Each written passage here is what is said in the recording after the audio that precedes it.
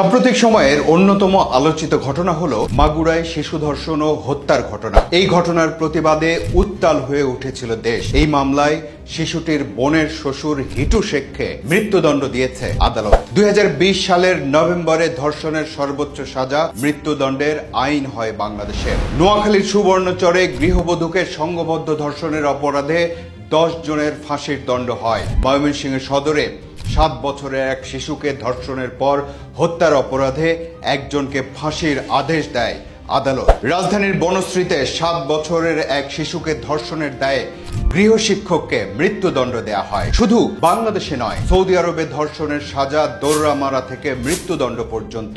ইরানে ধর্ষণের সর্বোচ্চ শাস্তি জনসমক্ষে ফাঁসি কিংবা গুলি করে হত্যা। যুক্তরাষ্ট্রে ধর্ষণের সর্বোচ্চ শাস্তি যাবজ্জীবন কারাদণ্ড। তবে ভিন্ন ভিন্ন অঙ্গরাজ্যে ভিন্ন ভিন্ন শাস্তির বিধান আছে।